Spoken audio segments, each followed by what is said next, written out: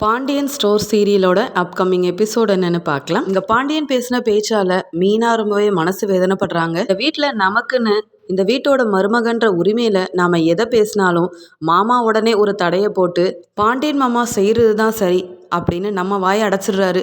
இந்த வீட்டில் நாம சந்தோஷமா இருக்கணும்னா மாமாவை மீறி இல்லை, வீட்டில் வாயை திறக்காம இருக்கிறதே ரொம்ப நல்லது அப்படின்னு முடிவெடுத்து ரொம்ப அமைதியாகவே இருக்காங்க மீனா. இங்க மீனாவோட நிலைமையை நினைச்சு செந்தில் ரொம்பவே வருத்தப்படுறாரு. நான் நல்லா படித்ததுக்கு ஏற்ற மாதிரி வேலைக்கு போயிருந்தா மீனாவுக்கு இப்படிப்பட்ட நிலமெல்லாம் வந்திருக்காது. எங்கள் அப்பாவும் இப்படி பேசியிருக்க வாய்ப்பே இல்லை. எப்போ பார்த்தாலும் அப்பா தங்கமயில் அண்ணியை தூக்கி வச்சு பேசுகிறாங்க. ஆனால் மீனா என்ன கேட்டாலும் அவளுக்கு எதிராக பேசி தேவையில்லாமல் பிரச்சனையை தான் உண்டு பண்ணிகிட்டு இருக்காங்க. மீனாவோட மனசு அப்பாவுக்கு புரியவே மாட்டேங்குது. ஏன் நான் தான் கடையில் வேலை பார்க்குறேனே, ஒரு 300 ரூபாய்க்கு மீனாவை திட்டணுமா? அவள் கேட்ட மாதிரியே இங்கிலீஷ் பேப்பரை வாங்கியிருக்கலாம்ல. அப்பா யாரையுமே புரிஞ்சிக்க மாட்டேங்கிறாரு. பாவம் மீனா என்ன நம்பி என்ன கல்யாணம் பண்ணிட்டு வந்து இவ்வளவும் அனுபவிச்சுட்டு இருக்கா அப்படின்னு சொல்லி மீனாவை நினச்சி ஒரு பக்கம் செந்தில் வருத்தப்படுறாரு. ராஜி ரூமில் உட்காந்து படிச்சுட்டு இருக்கும்போது அவங்க புக்கில் இருந்த அவங்க ஃபேமிலி ஃபோட்டோவை எடுத்து பார்க்குறாங்க.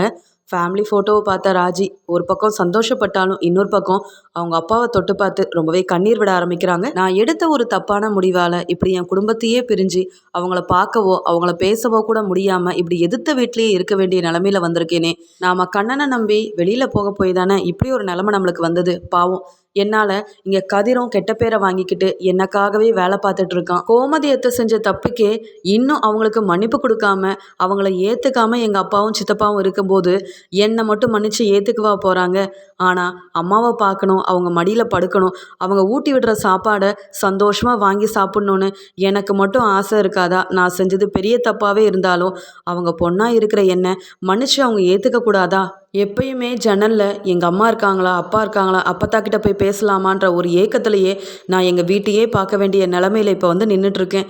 ஆனால் இந்த ஃபோட்டோ ஒன்று தான் எப்பயுமே எனக்கு ஆறுதலாக இருக்குது. தூரமாக வந்து இருக்கிற எனக்கு அவங்கள பக்கத்தில் போய் பார்க்கக்கூடிய வாய்ப்பு கிடைக்கலனாலும் பரவாயில்ல, இந்த ஃபோட்டோலையாவது பார்த்து நான் சந்தோஷப்பட்டுக்கிறேனே, இந்த சந்தோஷமே எனக்கு போதும். என்னைக்கா இருந்தாலும் மனசு மாதிரி என் அப்பாவும் அம்மாவும் என்னை மட்டும் இல்லாமல் கோமதியத்தையும் ஏற்றுக்கிட்டாங்கன்னா அதை விட பெரிய சந்தோஷம் எனக்கு வேறு எதுவுமே கிடைக்க போகிறதில்ல அப்படின்னு சொல்லி கண் கலங்கிக்கிட்டே அந்த ஃபோட்டோவில் உள்ள அவங்க அம்மா அப்பா சித்தி சித்தப்பான்னு எல்லாரையும் பார்த்து ரொம்பவே ஃபீல் பண்ணிகிட்டு இருக்காங்க ராஜி. அந்த சமயம் வேலையை முடிச்சுட்டு ரூம்குள்ளே போன கதிர், ஆமா ராஜி என்ன செஞ்சிட்ருக்க, படிக்கிறியா அப்படின்னு கேட்க கதிர் வந்த உடனே அந்த ஃபோட்டோவை புக்குக்குள்ளே மறைக்க பார்க்குறாங்க ராஜி. உடனே கதிர், என்ன ராஜி என்னை பார்த்த உடனே ஏதோ ஒன்று மறைக்கிறியே, அப்படி என்ன பெருசாக மறைக்க போகிற? எப்பயுமே உன் புக்குக்குள்ளே இருக்கிற ஒரே விஷயம் உங்கள் குடும்ப ஃபோட்டோ தான். ஏன் இவ்வளோ நேரம் உங்கள் அப்பா அம்மாவை நினச்சி அந்த ஃபோட்டோவையே பார்த்துட்டு இருந்தியா? நான் கிண்டல் செய்வேன்னு நினச்சி நான் வந்த உடனே மறைக்கிறேன் அதானே? உங்கள் அப்பா அம்மா பக்கத்தில் இருந்தும் அவங்கள பார்க்க முடியாத வருத்தத்தில் இருக்க நீ இந்த ஃபோட்டோவை பார்த்து தான் கொஞ்சம் ஆறுதல் அடைகிறேன்னு எனக்கு தெரியாதா? அப்படி இருக்கும்போது நான் வந்த உடனே எதுக்காக இதெல்லாம் மறைக்கணும்? நீ எப்பயும் போல் சந்தோஷமாக அந்த ஃபோட்டோவை பார்க்க வேண்டியதானே? இன்னும் எத்தனை நாள் தான் நீ செஞ்சது பெரிய தப்புன்னு உன் மேலே கோவப்பட்டுக்கிட்டு உன்கிட்ட பேசாமல் இருக்க போகிறாங்க உன் அம்மாவும் அப்பாவும்? என்னைக்கா இருந்தாலும் கண்டிப்பாக மனசு மாறி உன்னை மகளாகவும் என்னை மருமகனாகவும் ஏற்றுக்க தான் போகிறாங்க. அந்த நாளும் சீக்கிரமாகவே வரதான் போகுது. ஆனால் அப்பையிலேருந்து இப்போ வரைக்கும் எங்கள் அம்மா படுற கஷ்டத்துக்கு மட்டும் ஒரு முடிவே இல்லாமல் போகுது. பாவம் அப்பத்தா. அப்பத்தாவுக்கு எங்கள் அம்மா கிட்ட பேச ஆசை, எங்கள் அம்மாவுக்கு அப்பத்தாவோட மடியில் படுக்கணும், அவங்கக்கிட்ட ஆசையாக பேசணும்னு ஆசைப்படுறாங்க. ஆனால் அவங்க அண்ணன்களோட தேவையில்லாத வரட்டு குணத்தால் இன்னும் 2 பேரும் பேசிக்காம தங்களுடைய பாசத்தை அடக்கி வச்சிட்ருக்காங்க. என்னைக்கா இருந்தாலும் கண்டிப்பாக அப்பத்தாவை இந்த வீட்டுக்கு நான் கூட்டிகிட்டு வர தான் போகிறேன், எங்கள் அம்மா சந்தோஷமாக அப்பத்தா கிட்ட பேச தான் போகிறாங்க அப்படின்னு சொல்லிட்டு இருக்காரு கதிர். அதுக்கு ராஜி, இல்லை கதிர், நீ நினைக்கிறது என்றைக்குமே நடக்காது. எங்கள் அப்பாவும் சித்தப்பாவும் வீட்டில் என்ன சொல்கிறாங்களோ அதன்படி தான் நடக்கும். எங்கள் அம்மா மட்டும் இல்லை, அப்பத்தா சித்தி சித்தப்பான்னு எல்லாரும் எங்கள் அப்பா சொல் பேச்சை மீறி எதுவுமே செஞ்சதில்லை. அதனால் கண்டிப்பாக யாரும் மனசு மாறி இந்த வீட்டுக்கெலாம் வரவே முடியாது. கண்டிப்பாக அப்பத்தா வந்து கோமதியத்துக்கிட்ட பேச வாய்ப்பும் இருக்காது. ஏற்கனவே ஓ மேலே எங்கள் அப்பாவும் சித்தப்பாவும் ரொம்ப கோவத்தில் இருக்காங்க.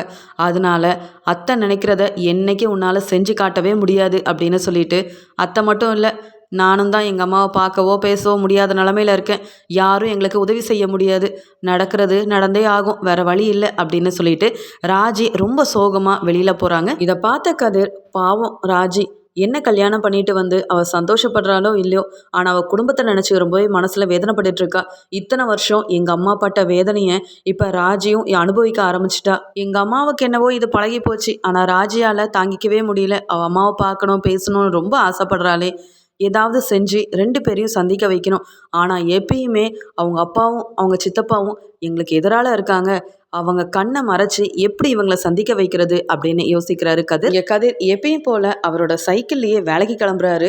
அந்த சமயம் சக்திவேலும் முத்துவேலும் கார் பக்கத்துல வந்து நின்று வீட்டில் உள்ள எல்லாரையும் கூப்பிட்டு, வீட்டில் எல்லாரும் பத்திரமா இருங்க, குமாரோட கல்யாணத்துக்காக நம்ம சொந்தக்காரங்களுக்கெல்லாம் பத்திரிக்கையை வச்சுட்டு நாளைக்கே நாங்கள் திரும்பி வந்துடுவோம், அது வரைக்கும் எங்கள் அம்மாவை நல்லா பார்த்துக்கோ அப்படின்னு ராஜியோட அம்மா கிட்ட முத்துவேல் சொல்ல, இதை கேட்ட ராஜியோட அம்மா, என்னங்க அத்தையை எப்படி பார்த்துக்கணும்னு எனக்கு தெரியாதா, நீங்கள் பத்திரமா போயிட்டு வாங்க, சீக்கிரமாக வந்துருங்க, நாங்கள் பார்த்துக்குறோம் அப்படின்னு சொல்கிறாங்க.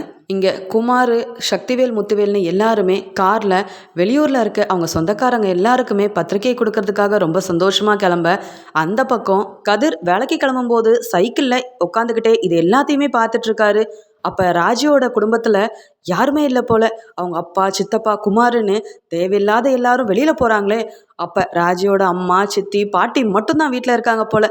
சரியான சமயம் நம்மளுக்கு கை கூடி வந்திருக்கு. இந்த சமயத்தை, இந்த வாய்ப்பை நாம் கரெக்டாக பயன்படுத்திக்கணும் அப்படின்னு யோசிச்சுட்டு இருக்கும்போது அந்த வழியாக போன சக்திவேல் இங்கே நின்றுட்டுருக்க கதிரை பார்த்து முறைச்சிக்கிட்டே போகிறாரு. இதை பார்த்த முத்துவேல் சக்திவேல் கிட்ட, நீ கொஞ்சம் பொறுமையாக இரு, இப்போ நம்ம பையன் குமாரோட கல்யாண பத்திரிக்கை கொடுக்கறதுக்காக போயிட்டுருக்கோம், நீ எதுக்கு அவனெல்லாம் பார்த்துட்ருக்க, நீ எதுக்கு தேவையில்லாமல் கோவப்பட்டுட்ருக்க, நல்ல காரியத்துக்கு போகும்போது தேவையில்லாத ஆளுங்களை முகத்துலலாம் முழிக்கவே கூடாது அப்படின்னு சொல்ல, இல்லைண்ணா எப்போ பார்த்தாலும் நம்ம வழியில் குறுக்க வரதே இந்த பாண்டியனுக்கும் அவன் பையன் கதிருக்கும் வழக்கமாக போச்சு, ஒரு நாள் இல்லைன்னா ஒரு நாள் இவங்க 2 பேர்த்தையும் என்ன பண்ண போகிறேன்னு நீங்கள் பார்க்க தானே போகிறீங்க அப்படின்னு கோவமாக பேச, இவங்க 3 பேரும் சேர்ந்து பத்திரிக்கை கொடுக்கறதுக்காக வெளியூருக்கு கிளம்பிடுறாங்க. இங்கே வேலைக்கு கிளம்பிட்டு இருக்க செந்தில்கிட்ட பேச அப்பத்தான் ரொம்ப ஆசைப்படுறாங்க. ஆனாலும் ரொம்ப தயங்கி தயங்கி நிற்க, இங்கே இருந்த செந்தில் உடனே யாருக்குமே தெரியாமல் அப்பத்தா கிட்ட போக, என்ன அப்பத்தா இன்னும் என்ன தயக்கம் உங்களுக்கு, அதான் உங்கள் பசங்க எல்லாரும் வெளியூருக்கு போயிட்டாங்களே, இப்போயாவது என்னை கூப்பிட்டு வச்சு நீங்கள் சந்தோஷமாக பேசலாம்ல, நானும் உங்கள் பேரன் தானே அப்படின்னு சொல்ல, அதுக்கு அப்பத்தாவும், நீங்கள் எல்லாரும் என் பேர பசங்களும் பேத்திங்களும் தான், ஆனாலும் என் பையனை நினச்சா எனக்கு பக்கு பக்குன்னு இருக்குது, அவன் மறுபடியும் திரும்பி வந்துட்டான்னு வை, நான் உன்கிட்ட பேசிகிட்டு இருக்கிறத பார்த்தா அன்னைக்கே நடந்த மாதிரி பெரிய பிரச்சனையை உண்டு பண்ணிடுவான், அதனால தான் பயந்து போய் இருக்கேன், எனக்கு மட்டும் உங்களை பார்க்கணும், உங்ககிட்டலாம் பேசணும்னு ஆசை இருக்காதா பேராண்டி. அம்மா, என் பேத்தி ராஜி என்ன பண்ணுறா, காலேஜுக்கு எங்கேயும் போயிருக்காளா, இல்லை வீட்டில் தான் இருக்காளா, அவளை நீ கண் கலங்காமல் பார்த்துக்கிறல்ல, உன்னை நம்பி தான் நாங்கள் இருக்கோம், என் பேத்தி அந்த வீட்டில் சந்தோஷமாக இருக்கிறதுக்கு காரணமே நீயாக தானே இருக்க முடியும், நீங்கள் 2 பேரும் விருப்பப்பட்டு தானே கல்யாணம் பண்ணியிருக்கீங்க, எப்பயுமே ஒன்றா நீங்கள் 2 பேரும் போகும்போது இந்த அப்பத்தாவுக்கு மனசு சில்லுன்னு இருக்கும் தெரியுமா, ஆனால் என்ன கல்யாணம் ஆனதுக்கப்புறமா உங்களை ஒன்று சேர்த்து பக்கத்தில் வச்சு பேசி அழகு பார்க்க முடியாத நிலமையில நாங்கள் நிற்கிறோம் அப்படின்னு சொல்ல, அதுக்கு அட என்ன அப்பத்தா நீங்கள் இன்னும் இப்படி கண்ணை கசக்கிக்கிட்டே இருந்தா அப்போ ராஜியை நீங்கள் மன்னிச்சு ஏற்றுக்க போகிறதே கிடையாதா, என்னதான் இருந்தாலும் நாங்கள் தப்பே பண்ணியிருந்தாலும் ராஜி உங்கள் வீட்டு பொண்ணு, உங்களுக்கே உரிமையான பொண்ணு, அவளை மன்னிக்காமல் நீங்கள் வேறு யாரை தான் மன்னிக்க போகிறீங்க, நீங்கள் மட்டுமா அப்பத்தா அப்படி இருக்கீங்க, ராஜியோட அம்மாவும் கூட தான் மனசை கட்டுப்படுத்திக்கிட்டு பாசத்தை வெளியில் காட்டாமல் கண் கலங்கி போய் நிற்கிறாங்க, அவங்க கண்ணை பார்த்தாலே தெரியுது எவ்வளோ பாசம் ராஜி மேலே வச்சுருக்காங்கன்னு, அப்புறம் எதுக்கு இன்னும் நீங்களே உங்கள் ஒரு வட்டத்தை போட்டுக்கிட்டு அதுக்குள்ளே நின்றுக்கிட்டு ராஜியை ஏன் இங்கேருந்து பார்த்து ரசிக்கணும், ராஜியை உரிமையாக கூப்பிட்டு ஆசையாக அவளுக்கு செய்ய வேண்டியதெல்லாம் செய்ய வேண்டியதானே, நீங்கள் அவகிட்ட பாசம் காட்ட மாட்டிங்களா, பேச மாட்டிங்களான்னு ராஜி ஏங்கிட்டு இருக்கா. தினமும் ராஜி உங்கள் குடும்ப ஃபோட்டோவை கையில் வச்சுக்கிட்டு என்னவோ நேரில் பார்த்து பேசுகிற மாதிரி ஃபோட்டோ கிட்ட பேசிகிட்டு இருக்கா உங்கள் பொண்ணு. எப்படியாவது உங்கள் எல்லாரையும் சந்திக்க வைக்கணும், சந்தோஷமாக ஒன்று சேர வைக்கணும் தான் நான் இப்போ இங்கே பேச வந்திருக்கேன். இங்கே தான் வீட்டில் யாரும் இல்லையே, நான் பேசாமல் ராஜியை கூப்பிட்டு வரட்டா, நீங்கள் சந்தோஷமாக பேசுகிறீங்களா அப்படின்னு சொல்ல, அது உடனே அப்பத்தா பதட்டத்தில், தம்பி அதெல்லாம் வேண்டாப்பா கதிரு, யாருக்காவது தெரிஞ்சு போச்சுன்னா பெரிய பிரச்சனையாயிரும், ராஜி எங்கள் வீட்டுக்குள்ளேயே வரக்கூடாது, நாங்கள் யாரும் ராஜிக்கிட்ட மட்டும் இல்லை கோமதிக்கிட்டையும் பேசக்கூடாதுன்னு என் பசங்க எல்லாரும் சொல்லி வச்சுருக்கானுங்க, அதையும் மீறி நான் பேசினேன்னு வையி, அப்புறம் அன்னைக்கு மாதிரியே என்னை நடுத்தெருவில் கொண்டு வந்து நிப்பாட்டிடுவாங்கப்பா அப்படின்னு சொல்கிறாங்க. அது கதிருடனே, இன்னும் எத்தனை நாள் தான் அப்போ தான் நீங்கள் பயந்துக்கிட்டே இருக்க போகிறீங்க, அதான் சொன்னீங்களே தாத்தா வேற கூப்பிட்டுட்ருக்காருன்னு, இன்னும் கடைசி நிமிடம் வரைக்கும் இப்படி நீங்கள் பயந்துட்டு இருந்தா எங்கள் அம்மா கிட்ட மட்டும் இல்லை ராஜையை கூட பார்க்கவே முடியாமல் போயிடாதா, நீங்கள் கொஞ்சமாவது தைரியத்தை வரவழைக்க தான் செய்யணும். இப்போ உங்கள் வீட்டில் ராஜையோட அப்பா, சித்தப்பா, அண்ணன்னு யாருமே இல்லையே, அதனால் நீங்கள் எதுக்கும் கவலைப்படாதீங்க, நான் பார்த்துக்கிறேன் மற்ற எல்லாத்தையுமே, நீங்கள் துணிஞ்சால் மட்டும்தான் குடும்பமே ஒன்று சேர முடியும், இல்லை நான் இப்படி தான் இருக்க போகிறேன், என் பசங்களை சொல் பேச்சை கேட்டு இப்படி பயந்துக்கிட்டே இருக்க போகிறேன் நினச்சிங்கன்னா குடும்பம் ஒன்று சேர வாய்ப்பும் இல்லை. உங்கள் பொண்ணு உங்கள் எதிர்க்கவே இருந்தாலும் பேச முடியாமல் உங்களை பார்த்து பார்த்து தினமும் கவலைப்பட்டுக்கிட்டே தான் இருக்க போகிறா. எங்கள் அம்மா இன்னைக்கு பார்த்துக்கு கோயிலுக்கு கிளம்பி போயிட்டாங்க, இல்லைன்னா அவங்களையும் நான் கூப்பிட்டு வந்திருப்பேன். ஆனால் ராஜி வீட்டில் தான் இருக்கா, நான் கூப்பிட்டு வரேன். அவளுக்கு தேவையான எல்லாத்தையுமே நீங்கள் செய்யுங்க. ராஜிக்கிட்ட சந்தோஷமாக பேசுங்க. ராஜி உங்களை பார்த்த உடனே கண்டிப்பாக கண் கலங்கி அழ ஆரம்பிச்சிருவா. அது அவளோட ஆனந்த கண்ணீர் தான். நீங்கள் எல்லாரும் உள்ளே போங்க, அவளுக்கு தெரியாமல் நான் கூப்பிட்டு வரேன். ராஜிக்கு ஒரு பெரிய சர்ப்ரைஸ் கொடுக்க போகிறேன் அப்படின்னு சொல்ல, இங்கே ராஜி எப்பயும் போல் சோகமாக அவங்க குடும்பத்தை நினச்சிட்டு உட்காந்துட்ருக்க. இங்கே வீட்டுக்கு போன கதிர், சீக்கிரம் கிளம்பு ராஜி, ஒரு இடத்துக்கு போகணும் அப்படின்னு சொல்ல, என்ன கதிர், உனக்கு தான் தெரியுமே எங்கள் அப்பா அம்மாவை பற்றி நான் நினச்சிட்டு இருக்கேன்னு. இப்போலாம் என்னால் எங்கேயும் வர முடியாது, நீ கூப்பிட்டாலும் நான் வரப்போகிறதில்ல. அது மட்டும் இல்லை, அத்தை வேற கோயிலுக்கு போயிருக்காங்க, வீட்டில் யாருமே இல்லை. வீட்டை பார்த்துக்க ஆள் இருக்க வேண்டாமா? நீ முதல்ல உன் வேலைக்கு கிளம்பி போ. நீ இன்னும் பார்ட் டைம் வேலைக்கு போகலையா? அப்போவே கிளம்பி வெளியில் போனேன், இப்போ உள்ளே வந்து வெளியில் போகணும்னு சொல்லி கூப்பிடுற. ஏது அந்த சைக்கிளில் நான் வரணுமா? நான்லாம் எங்கேயும் வரல போ அப்படின்னு சொல்கிறாங்க. அதுக்கு கதிர், இந்த ஒரு தடவை என் சொல் பேச்சை கேளு, அப்புறம் நான் உன்னை எங்கேயுமே கூப்பிட மாட்டேன். நீ மட்டும் என் கூட கிளம்பி வந்தேன்னா கண்டிப்பாக நான் கூப்பிட்டு போகிற இடத்த நீ கண் கலங்கிக்கிட்டே பார்த்து ரொம்ப சந்தோஷப்பட போகிற. உனக்கு பிடிச்ச எல்லாருமே அங்கே இருக்க போகிறாங்க. நீ வா ராஜி அப்படின்னு சொல்லி ராஜியை கண்ணை கட்டி மெதுவாக வெளியில் கூப்பிட்டு போகிறாங்க. உடனே ராஜியும், எங்கே கதிர் கூப்பிட்டு போகிற?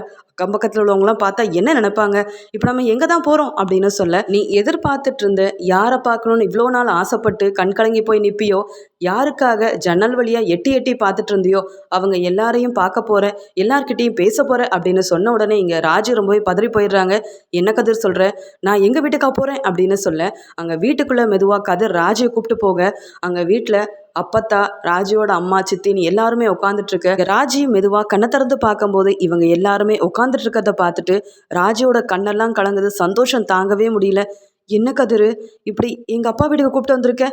எங்கள் அப்பா மட்டும் பார்த்தாரு, அவ்வளவுதான். உனக்கு தெரியும்ல, ஏற்கனவே ஒரு நாள் எங்கள் அம்மாவுக்கு கால் சுளுக்கிருச்சுன்னு இந்த வீட்டுக்குள்ளே வந்ததுக்கே எங்கள் அண்ணனும் சித்தப்பாவும் என்னை எப்படியெல்லாம் பேசி இந்த வீட்டுக்குள்ளே வரதுக்கே தகுதி இல்லைன்னு பலார்னு 2 விட்டு என்னை வெளியிலலாம் அனுப்புனாங்க. மறுபடியும் ஏன் என்னை இங்கே கூப்பிட்டு வந்த அப்படின்னு சொல்லி அழக ஆரம்பிக்கிறாங்க. உடனே அப்பத்தா, ஏப்பா ராஜி, உங்கள் அப்பாவும் இல்லை, சித்தப்பாவும் இல்லை, உங்கள் அண்ணனும் இல்லை, எல்லாம் வெளியூருக்கு போயிருக்காங்க. இதை தெரிஞ்சுக்கிட்டு தான் கதிர் தம்பி இப்படி ஒரு திட்டத்தை போட்டு உன்னை கூப்பிட்டுட்டே வந்தார். முதல்ல என்கிட்ட வா ராஜி அப்படின்னு சொல்லி கண்ணீரோட கூப்பிடுறாங்க அப்பத்தா. இந்த விஷயம் தெரிஞ்சுக்கிட்ட ராஜி ரொம்ப சந்தோஷமா அப்பத்தா கிட்ட ஓடி போய் கெட்டுப்பிடிச்சு அழ ஆரம்பிக்கிறாங்க. அப்பத்தா தூரமாக நின்று பார்த்து, உங்ககிட்ட பேச முடியாதா? எப்பயும் போல் உங்கள் மடியில் படுத்து தூங்க முடியாதான்னு எத்தனை நாள் ஏங்கிட்டு இருந்தேன். எங்கள் அம்மா கிட்ட பேசக்கூட வாய்ப்பு கிடைக்காம இப்படி நான் ஒரு சூழ்நிலையில் இருக்கேனே, நான் செஞ்சது பெரிய தப்பு தான். அப்பா தான் மன்னிக்கவே மாட்டேங்கிறாரு, நீங்களாவது மன்னிச்சு என்னை ஏற்றுக்க மாட்டீங்களா அப்படின்னு சொல்லி ரொம்ப அழ ஆரம்பிக்கிறாங்க ராஜி. உடனே ராஜியோட அம்மா, ஏ ராஜி எப்படி இருக்க, சாப்பிட்டியா? நீ ஆளே ஒரு சுத்து இளைச்ச மாதிரில இருக்க, நல்லா சாப்பிடுடி. நீ விருப்பப்பட்ட வாழ்க்கையில் வாழ்ந்துட்டு இருக்கும்போது எங்களை பற்றி யோசிக்காம நீ சந்தோஷமா வாழ்ந்தா அதுவே போதும். அதனால தான் என்னோட நகை எல்லாத்தையுமே உனக்காக நான் கொடுத்து விட்டேன். உங்கள் அப்பா என்ன சொன்னாலும் பரவாயில்ல, இந்த விஷயம் தெரிஞ்சாலும் உங்கள் அப்பாவை நான் சமாளிச்சுக்கிறேன். நீ கவலைப்படாமல் எப்பயும் போல சந்தோஷமா இரு அப்படின்னு சொல்லி ராஜியோட அம்மா கண்கலங்க. இங்கே ராஜி ரொம்ப சந்தோஷமா அவங்க அம்மாவோட மடியில் படுக்கிறாங்க. உடனே அப்பத்தா ராஜியோட சித்திக்கிட்ட, ஆமாம் நீங்கள் எல்லாரும் இன்னைக்கு நல்ல மீன் குழம்பு வச்சிங்கல்ல, முதல்ல என் பேத்தி வந்திருக்கா, அவளுக்கு கொண்டு வாங்க. ஒரு உருண்டை அவளுக்கு என் கையால் ஊட்டி விடணும். எத்தனை நாள் ஆச்சு என் பேத்திக்கு நான் சாப்பாடெல்லாம் ஊட்டி விட்டு. நம்ம வீட்டு மீன் குழம்பு ருசி இங்கே ராஜிக்கு மறந்துடுமா என்ன அப்படின்னு சொல்லி ரொம்ப சந்தோஷமாக அவங்க சித்தி சாப்பாடையும் மீன் குழம்பையும் கொண்டு வந்து கொடுக்க, இங்கே அப்பத்தா சந்தோஷமாக கண் கலங்கிக்கிட்டே ராஜிக்கு ஊட்டி விடுறாங்க. இன்னொரு பக்கம் ராஜியோட அம்மாவும் ராஜிக்கு ஊட்டி விட இது எல்லாத்தையுமே பார்த்து கண் கலங்கி போய் நிற்கிறாரு கதிர். இதுக்கு தானே ராஜி ஆசைப்பட்டா. இப்படி பாசமான குடும்பத்தை விட்டு பிரிஞ்சு நம்ம கூட இருக்கிறது ராஜிக்கு எவ்வளோ பெரிய விஷயம். பாவம் ராஜி இதெல்லாம் ரொம்ப மிஸ் பண்ணுறா போல். அதனால தான் எப்பயுமே அந்த ஃபோட்டோவை கையில் வச்சுக்கிட்டு கண் கலங்கி போயிருக்கா. இன்னைக்கு மாதிரியே சீக்கிரமாக குடும்பம் எல்லாம் ஒன்று சேர்ந்தா ராஜி எப்பயுமே சந்தோஷமாக இருக்கணும் அப்படின்ற மாதிரி யோசிக்கிறாரு கதிர். இங்கே அப்பத்தா கதிரை பார்த்து, ஏ பேராண்டி, நீ மட்டும் என்ன தனியாக ஒதுங்கி போய் நிற்கிற? இப்படி நாங்கள் இன்னைக்கு சந்தோஷமாக இருக்கிறதுக்கு காரணமே நீ தானே. வா பேராண்டி, உனக்கும் நான் ஊட்டி விடுறேன் அப்படின்னு சொல்ல, இங்கே கதிர், ஆமாம் அமைச்சி, நீங்கள் அவளுக்கு மட்டும் சாப்பாடு கொடுத்துட்ருக்கீங்க, என்னை கூப்பிட மாட்டேங்கிறீங்களேன்னு தான் கோவத்தில் நின்றுட்டு இருந்தேன், வேற ஒன்றும் இல்லை அப்படின்னு கதிர் சிரிச்சுக்கிட்டே சொல்ல, நீங்கள் 2 பேரும் எனக்கு ஒன்று தான். நான் உங்ககிட்ட பிரிவினையோ பாகுபாடோ பார்க்க போகிறதே இல்லை. ராஜிக்கு இருக்கிற எல்லா உரிமையும் கதிர் உனக்கும் உண்டு அப்படின்னு சொல்லி அப்பத்தா ரொம்ப சந்தோஷமாக சந்தோஷமா ராஜிக்கும் கதிருக்கும் சாப்பாடெல்லாம் ஊட்டி விடுறாங்க. இங்க ராஜி மெதுவா கதிர்கிட்ட பாண்டியன் மாமாக்கு மட்டும் இந்த விஷயம் தெரிஞ்சது அப்புறம் பெரிய பிரச்சனையாயிரும். நீ ரொம்ப துணிச்சலா என்னை வீட்டுக்குள்ள கூப்பிட்டு வந்துட்ட. ஆனா எங்க அப்பா சித்தப்பா எங்க அண்ணன் யாரும் இல்லாதது ஒரு நல்ல விஷயமா இருந்தாலும் நாம வீட்டை விட்டு வெளியில போகும்போது உங்க வீட்டுல இருந்து யாராவது பார்த்துட்டாங்க, அவ்வளவுதான், பேசாம வீட்டுக்கு கிளம்பலாமா அப்படின்னு சொல்ல, அப்பா பார்த்தாலும் எந்த பிரச்சனையும் இல்லை, அதை நான் சமாளிச்சுக்கிறேன். நீ எங்க இருந்தா சந்தோஷமா இருப்பேன்னு எனக்கு தெரியும். அதனால தான் உங்க வீட்டுக்கு நான் உன்னை கூப்பிட்டு வந்தேன். உன்னை எப்படி சந்தோஷப்படுத்துறது, உன் மனக்கவலையை எப்படி போக்குறதுன்னு மட்டும்தான் யோசிச்சேனே தவிர்த்து பின்னாடி வரக்கூடிய பிரச்சனை எதை பத்தி நான் யோசிக்கவே இல்லை. ஏன்னா எனக்கு தெரியும் அதை எல்லாத்தையும் எப்படி சமாளிக்கணும்னு. இது எல்லாமே நான் பண்றதுக்கு காரணம் நீ மட்டும்தான். நீ சந்தோஷமா இருக்கணுன்ற காரணத்துக்காக தான் அப்படின்னு கதிர் சொல்ல, கதிரோட நல்ல மனசை புரிஞ்சுக்கிட்டு ராஜி கதிரோட கையை மெதுவாக பிடிக்கிறாங்க. இங்கே ராஜி நினச்ச மாதிரியே ரொம்ப நேரமாக அப்பத்தா அவங்க சித்தி அம்மான்னு எல்லார்கிட்டேயும் சந்தோஷமாக பேசிட்டு, சரி நான் கிளம்புறேன் பாட்டி, நான் இன்னொரு நாள் பார்க்க முடிஞ்சா கோயிலில் நம்ம எல்லாரும் சந்திப்போம், புரியுதா, நான் ஃபோன் நம்பரெல்லாம் தரேன் அப்படின்னு சொல்லி ராஜி சந்தோஷமாக அவங்களோட மொபைல் நம்பர் எல்லாத்தையும் அவங்க அம்மா கிட்ட எழுதி கொடுக்க, அம்மா அப்பா இல்லாத சமயம் யாருக்கும் தெரியாமல் எனக்கு கால் பண்ணி பேசுமா, நீ பேச மாட்டியான்னு தூரமாக நின்று எனக்கு ரொம்ப ஏக்கமாக இருக்குது, நீங்கள்லாம் என்னை பார்க்க மாட்டிங்களா பேச மாட்டிங்களான்னு ஒவ்வொரு நாளும் நான் ஏங்கிட்டு இருக்கேன்னு சொல்ல, அதுக்கு அப்பத்தா அதான் நீ ஃபோன் நம்பரை கொடுத்துட்டல, தினமும் யாருக்கும் தெரியாமல் நானும் உங்கள் அம்மா சித்தின்னு 3 பேரும் பேசுகிறோம், நீங்கள் கவலையே படாம இரு ராஜி அப்படின்னு ராஜி வீட்டில் உள்ள எல்லார்கிட்டையும் சந்தோஷமாக பேசிட்டு வெளியில் திரும்பி வரும்போது ராஜியோட அம்மா மெதுவாக ராஜியை கூப்பிட்டு, இப்படி ஒரு மாப்பிள்ளை உனக்கு கிடைக்க நீ கொடுத்து வச்சிருக்கணும், நீ எப்படி வாழ போறியோ நான் கவலைப்பட்டுட்டு இருந்தேன், ஆனால் நீ சந்தோஷமாக இருக்கணுன்றதுக்காக ரொம்ப துணிச்சலாக உன் நம்ம வீட்டுக்கே கூப்பிட்டு வந்தார் பார்த்தியா உன் வீட்டுக்காரர், அப்போவே தெரிஞ்சு போச்சு அவரோட நல்ல குணம், நீ சந்தோஷமாக இருக்கணும்னு தான் உன் வீட்டுக்காரரும் நினைக்கிறாரு, உன்னை கண்கலங்காமல் வச்சு பார்த்துக்கிறாரு, இப்படி நீ எதிர்பார்த்த மாதிரியே ஒரு நல்ல வாழ்க்கையை தான் நீ தேர்ந்தெடுத்திருக்கன்றதுல எனக்கு ரொம்ப சந்தோஷமாக இருக்குது அப்படின்னு சொல்லிட்டு, ஆமா ராஜி, உனக்காக இந்த டிஃபன் பாக்ஸில் மீன் குழம்பு அப்புறம் உங்கள் சித்தி செஞ்ச குழி பணியாரம்னு எல்லாத்தையுமே எடுத்து வச்சுருக்கேன், வீட்டில் போய் ஆறாமற சாப்பிடு, கதிர் தம்பிக்கும் கொடு சரியா, அது மட்டும் இல்லை எங்கள் கையால் நீ வாங்கி சாப்பிட்டு எத்தனை நாள் ஆகுது, அதான் இன்னைக்கு வீட்டுக்கே வந்துட்டேன்ல, எப்படியாவது பழனிக்கிட்ட அடிக்கடி இந்த மாதிரி உனக்கு பிடிச்சதெல்லாம் செஞ்சு கொடுத்து அனுப்புகிறேன், அப்பத்தாவும் நானும் உனக்கு உருண்டை சாதம்லாம் பண்ணி இன்னைக்கு ஊட்டி விட்டு ரொம்ப மனசு நிறைவாக இருக்குது, இத்தனை நாள் கழிச்சு என் பொண்ணை பக்கத்துல இருந்து பார்த்து ஆசையாக பேசி சாப்பாடெல்லாம் ஊட்டி விட்டு எனக்கு எவ்வளோ சந்தோஷமாக இருக்குது தெரியுமா, இதே மாதிரி சீக்கிரமாக 2 குடும்பமும் ஒன்று சேரணும்னு ஆசைப்பட்றேன் அப்படின்னு கண் கலங்கிக்கிட்டே ராஜியோட அம்மா சொல்ல, எல்லாமே நல்லதாகவே நடக்குமா, நீ கவலைப்படாத, அதான் என் வீட்டுக்காரர் இருக்கார்ல, அவர் ஏதாவது செஞ்சு கண்டிப்பாக 2 குடும்பத்தையும் ஒன்று சேர்க்க தான் போகிறாரு, அவர் மேலே எனக்கு ஆழமான நம்பிக்கை வந்துருச்சு அப்படின்னு சொல்கிறாங்க ராஜி. அப்புறம் ராஜியும் கதிரும் அப்பத்தா கிட்டேயும் ராஜியோட அம்மா கிட்டேயும் ஆசீர்வாதம் வாங்கிட்டு ரொம்ப சந்தோஷமாக வீட்டிலேருந்து வெளியில் வராங்க. இதை பார்த்த அப்பத்தாக்கு கண்ணெல்லாம் கலங்குது, பேச வார்த்தையே இல்லாமல் அம்புட்டு சந்தோஷத்தில் இருக்காங்க. அப்புறம் அப்பத்தா பாத்தியா வடிவு, உன் பொண்ணு ராஜியோட முகத்தில் எவ்வளோ பொலிவும் சந்தோஷமும் தெரியுதுன்னு, இது எல்லாத்துக்குமே காரணம் கதிர் தம்பி தான், 2 பேரும் இன்னைக்கு மாதிரியே எப்பயுமே சந்தோஷமா இருக்கணும்னு தான் நான் வேண்டிக்கிறேன் அப்படின்னு சொல்றாங்க. இங்க ரூமுக்கு போன ராஜி, இந்தா கதிர் உனக்கு குழிப்பணியாரம் ரொம்ப பிடிக்கும்ல, இந்தா எடுத்து சாப்பிடு, எங்க சித்தி ரொம்ப சூப்பரா செய்வாங்க அப்படின்னு கொடுக்க, இந்த குழிப்பணியாரத்தை நீ ஆசையா உங்க அம்மா கையால வாங்கி சாப்பிடணும்னு தான் உங்க வீட்டுக்கு தைரியமா யாருக்கும் தெரியாம கூப்பிட்டு போனேன், இப்போ நீ சந்தோஷமா இருக்கல்ல, எனக்கு அதுவே போதும் அப்படின்னு சொல்றாரு. இங்க ராஜி கண்கலங்கிக்கிட்டே, நான் சந்தோஷமா இருக்கணும்னு நீ இப்படி ஒரு முடிவெடுத்து யாருக்குமே தெரியாம அதுவும் என்னோட வீட்டுக்கே கூப்பிட்டு போவேன் நான் எதிர்பார்க்கவே இல்லை, இத்தனை நாள் ஃபோட்டோவில் ஆசாசியாக எங்கள் அப்பா அம்மாவை பார்த்துட்டு இருந்த நான் இன்னைக்கு எங்கள் அம்மா கிட்ட நேர்லையே பேசி எங்கள் அப்பத்தா கையால் உருண்டை சோறு வாங்கி சாப்பிட்டு இப்படி வீட்டுக்கு அவங்க செஞ்சு கொடுத்த பலகாரத்தெல்லாம் கொண்டு வர செஞ்சதுக்கு காரணமே நீ தானே, எனக்காக நீ இப்படியெல்லாம் துணிச்சலாக ஒரு வேலையை செய்வேன் நான் எதிர்பார்க்கவே இல்லை அப்படின்னு கண்கலங்கிக்கிட்டே கதிர்க்கு நன்றி சொல்லவும் முடியாமல் தன்னுடைய காதலையும் வெளிப்படுத்த முடியாமல் ஒருவித சந்தோஷத்தில் இருக்காங்க. எனக்காக கதிர் இருக்கும்போது கதிர்க்காக நானும் எது வேணாலும் செய்வேன், கதிர் எனக்கு இப்படி ஒரு சர்ப்ரைஸ் கொடுப்பாருன்னு நான் கொஞ்சம் கூட எதிர்பார்க்கவே இல்லை அப்படின்னு கதிர் செஞ்ச இந்த செயலால் ரொம்ப சந்தோஷத்தில் இருக்காங்க ராஜி. இங்கே ராஜியை சந்தோஷப்படுத்தி அழகு பார்த்துட்டு இருக்காரு கதிர். இப்படியே இவங்க 2 பேரும் எப்பயுமே சந்தோஷமாக இருக்கணும்னு ராஜியோட அம்மாவும் அப்பத்தாவும் ஆசைப்பட்டுட்டு இருக்காங்க.